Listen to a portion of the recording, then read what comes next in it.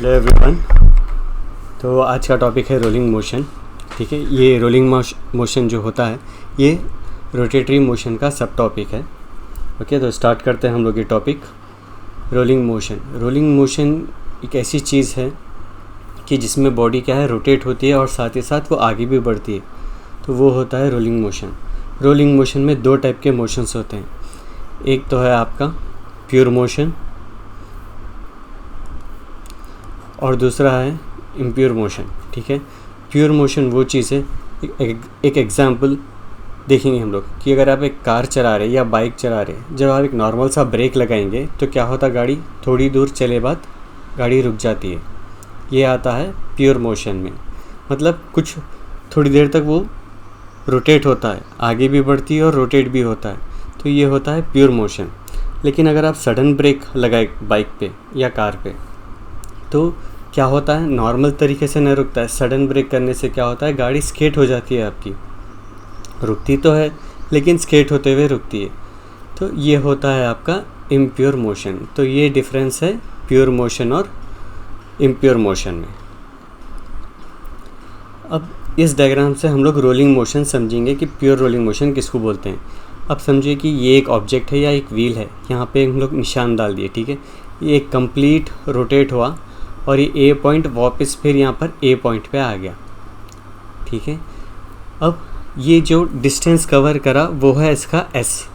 ठीक है, और जो इसका सरकमफ्रेंस है, इस गोल बॉडी का जो सरकमफ्रेंस है उसका डिस्टेंस है एक्स। अगर जब ये दोनों भी इक्वल हो गया तो ये है प्योर रोलिंग मोशन। जितना ये डिस्टेंस है उतना ही सरकमफ्रेंस का डिस्टेंस है, तो उसको बोलते हैं हम प्योर रोलिंग मोशन। यहाँ ए पॉइंट क्या है, ए क्या पॉइंट जो है ये हमेशा रेस्ट पे रहता है। तो सर क्या ये हमेशा रेस्ट पे रहता है? तो जो भी पॉइंट ये गोल बॉडी से ज़मीन पे टच हो रहा है वो पॉइंट रेस्ट में रहता है। ठीक है, तो उसको बोलते हैं हम पॉइंट ऑफ कांटेक्ट। तो ये जो पॉइंट है इसको बोलते हैं हम पॉइंट ऑफ कांटेक्ट। ये जब भी बॉडी या रोड से टच हो रहा है प्लेन सरफेस से, तो ये रेस्ट में रहता है। ठीक है, अब यहाँ पर एक क्वेश्चन है आपका, is friction necessary for rolling? क्या हमारे एक फ्रिक्शन की ज़रूरत है रोलिंग के लिए? हाँ, अगर आपकी जो प्लेन सरफेस है अगर वो फ्रिक्शनल लेस है तो आपकी बॉडी कभी रोलिंग में नहीं होती। वो एक ही जगह पे ठहर के रोटेट हो जा सकती है लेकिन रोलिंग में नहीं आती है। तो यस, हमें फ्रिक्शन ज़रूरी है। ज़्यादा फ्रिक्शन नहीं चाहिए, हमें सिर्फ थोड़ा ही फ्रिक्शन चाहिए रोलिंग करने के लिए। अब प्योर रोलिंग मोशन का इन डेप्थ डेफिनेशन देखेंगे। प्योर रोलिंग मोशन क्या है? प्योर रोलिंग मोशन वो चीज़ है जहाँ पर आपको ट्रांसलेटरी मोशन और कॉम्बिनेशन ऑफ ट्रांसलेटरी और रोटेटरी मोशन, इन दोनों मोशंस को मिला के जो बनता है वो है प्योर रोलिंग मोशन। पहले देखेंगे ट्रांसलेटरी मोशन क्या है। ट्रांसलेटरी मोशन ये है फर्स्ट सर्कल वाला। यहाँ पे क्या है, ये जो पार्टिकल सिस्टम ऑफ पार्टिकल्स है, इन लोगों के बीच में जो डिस्टेंस है सेम है और ये सेम पैरेलल ही है। ठीक है, ये जो सिस्टम ऑफ पार्टिकल्स मोशन में जब पैरेलल रहते हैं इसको बोलते हैं हम ट्रांसलेटरी मोशन।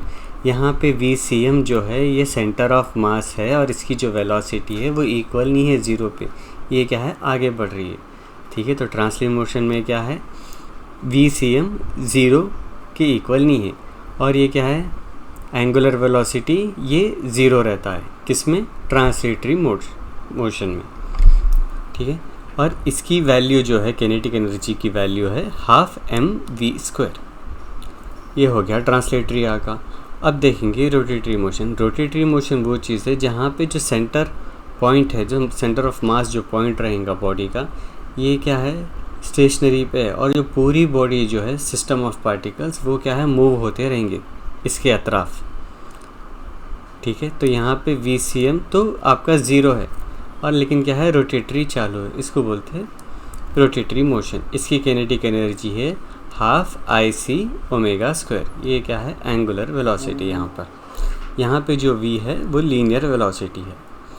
अब इन दोनों को जब कंबाइन करेंगे ये आपका बनेगा रोलिंग मोशन। ठीक है, यहाँ पे क्या है, बॉडी आपकी रोटेट भी हो रही और साथ ही साथ ट्रांसलेट भी हो रही। यहाँ पे VCM is not equal to zero. तो किनेटिक एनर्जी कैसा मालूम करेंगे? इसका किनेटिक एनर्जी, ट्रांसलेटरी का किनेटिक एनर्जी प्लस रोटेटरी का किनेटिक एनर्जी, ये दो मिला के बनता है आपका रोलिंग मोशन का kinetic energy. So half m v square plus half I c omega square, ठीक है। Half I c omega square इसको हम कैसा लिखते हैं, k square v square by are square, ठीक है। तो यहाँ पे क्या करेंगे, half m v square common ले लीजिए, तो 1 plus k square by are square, okay. अब ये जाके बनता है आई पी ओमेगा स्क्वायर। यहाँ पे k square by are square जो है ये हर बॉडी का अलग वैल्यू रहती है यहाँ पे। अब कौन से बॉडीज़ है हमारे पास, सॉलिड स्फीयर है, रिंग है, हॉलो स्फीयर है, डिस्क है। तो हर बॉडी का के स्क्वायर बाई आर स्क्वायर अलग रहता है, is different for different bodies. अब हम नेक्स्ट टेबल में ये देखेंगे कि कौन सी बॉडी का कौन सी वैल्यू है k square by are square. तो डिस्क का मोमेंट ऑफ इनर्शिया क्या है, मोमेंटम ऑफ इनर्शिया है हाफ एम आर स्क्वायर। तो फिर के स्क्वायर बाई आर स्क्वायर की वैल्यू क्या है, यहाँ पर जो भी वैल्यू है ये आपका बनता के स्क्वायर बाई आर स्क्वायर, ठीक है। वैसे हुक का क्या है, momentum of inertia m are square, तो यहाँ पे है 1, तो K square by are square 1 हो गया। सॉलिड स्फीयर का वैल्यू क्या है 2/5, I is equal to 2/5 M are square, तो K square by are square की वैल्यू है 2/5। वैसे हॉलो स्फीयर की वैल्यू क्या है मोमेंट ऑफ इनर्शिया की 2/3 एम आर स्क्वायर, तो यहाँ पे k square by are square की वैल्यू हो गई 2/3। किनेटिक एनर्जी का फॉर्मूला क्या है, half m v square into 1 plus k square by are square, ठीक है। अब हम यहाँ पे एक प्रॉब्लम देखेंगे।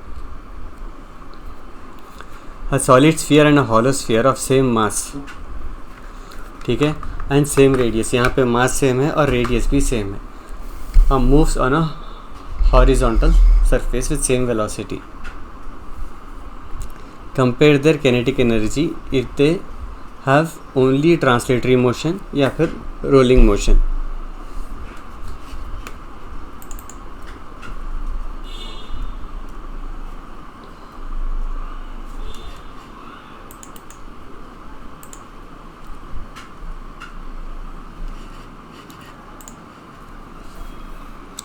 ठीक है, तो पहला क्या है, सॉलिड स्फीयर है यहाँ पर,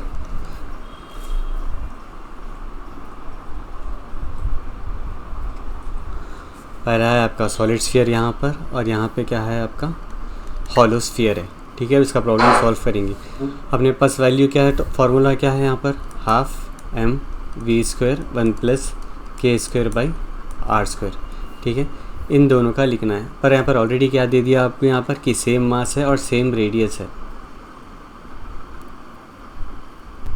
ठीक है। दोनों का सेम है, सेम रेडियस है, और यहाँ पे क्या है, सेम वेलोसिटी से मूव हो रहा, तो ठीक है। तो ये जो कॉमन टर्म्स है ये कैंसिल हो जाएंगे आपके, तो बचेगा क्या यहाँ पर 1 plus k square by are square is to 1 plus k square by are square.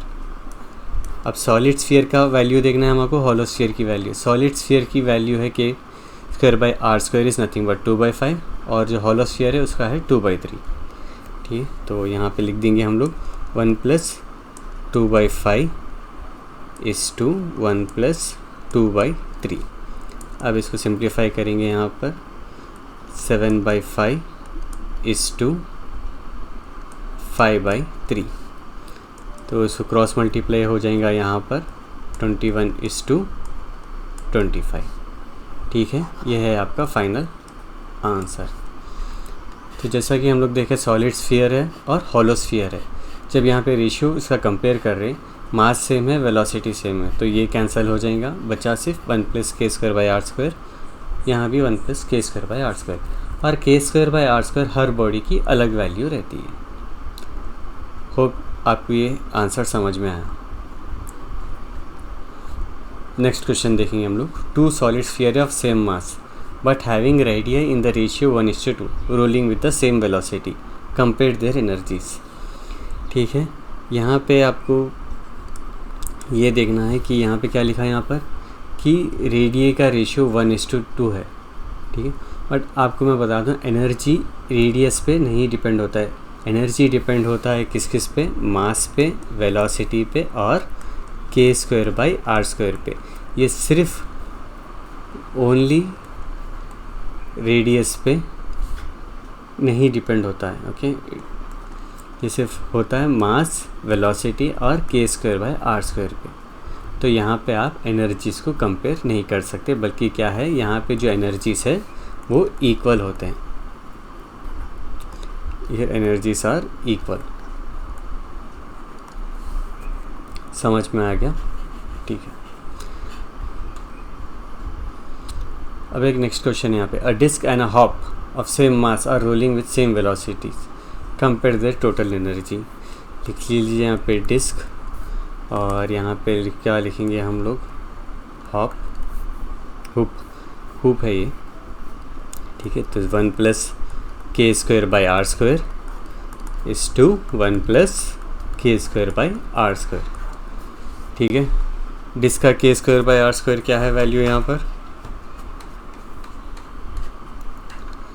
Disc का है आपकी वैल्यू 1/2 और हुप की है आपकी वैल्यू 1, ठीक है।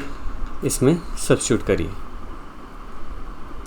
1 plus 1/2 is to 1 plus 1 is nothing but, ये हो गया आपका 3/2 इज टू 2। क्रॉस मल्टीप्लाई कर दीजिए तो आपको आंसर आ गया 3:4, ठीक है। चलिए नेक्स्ट क्वेश्चन में देंगे, a disc and a hoop of same mass are rolling with same velocity, if the total energy of disc is 600, what is the energy of hoop. अभी हम लोग देखे यहाँ पर पहले प्रॉब्लम में डिस्क और हुप, इसकी वैल्यू आई 3:4,